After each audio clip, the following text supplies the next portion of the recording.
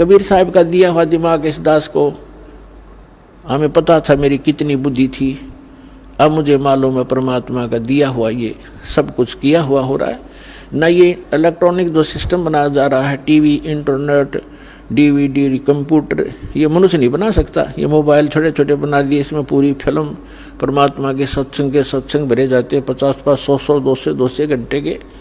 तो परमात्मा ने रजा बख्शी आपके ऊपर के मेरे बच्चे इस काल के लोक में इन्होंने विजित रहना ही है, क्योंकि यहाँ तो कर्म प्रधान है और सतलोक में कर्म प्रधान नहीं, वहाँ तो मौज है आपकी, सारे सुख आपके पास उपलब्ध रहेंगे। तो इसलिए परमात्मा ने ये जीव के कल्याणार्थ ये काम किया है। जैसे एक भक्त कल अपने इंटरव्यू में बता रहा था अपने अनुभव में कि हम राजस्थान से आते हैं और राजस्थान के से हमारे लगभग जब हम ट्रेन में वापस जाते हैं सत्संग सुनने के लिए, तो हिसार से जोधपुर जाती है ट्रेन, वो खाली होती है, हम सब भगत ही उसमें प्रवेश हो जाते हैं। और उससे में देखे नज़ारा, कोई तो नित्यनेम कर रहा है, कोई मंत्र कर रहा है, कोई परमात्मा की चर्चा ही कर रहा है, कोई भोजन कर रहा है भगवान का, यहाँ से प्रसाद लेकर जाते हैं। तो ये जो चर्चा चलती है वहाँ बैठे जो को भक्त उनमें भी आके बैठेंगे, अन्य भी सवारियाँ होंगी, तो वो अपने उनके ऊपर भी उसका प्रभाव पड़ेगा।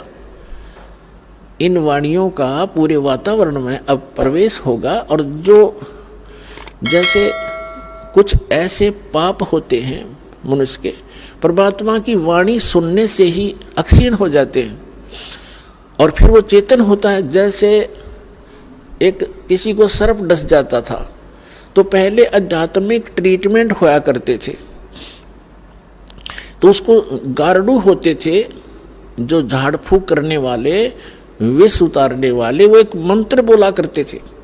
जिसको सर्प ने डस रखा हो तो अचेत पड़ा है, वो ना उस मंत्र की लैंग्वेज जानता है, ना उसको सुन पा रहा है, और फिर वो गार्डू जो होता है विष उतारने वाला उस मंत्र को बार बार बुदबुदा रहा है, जिसके कारण उस वाणी से उसके उस विष उतर जाता है सर्प का, और फिर वो चेतन हो जाता है।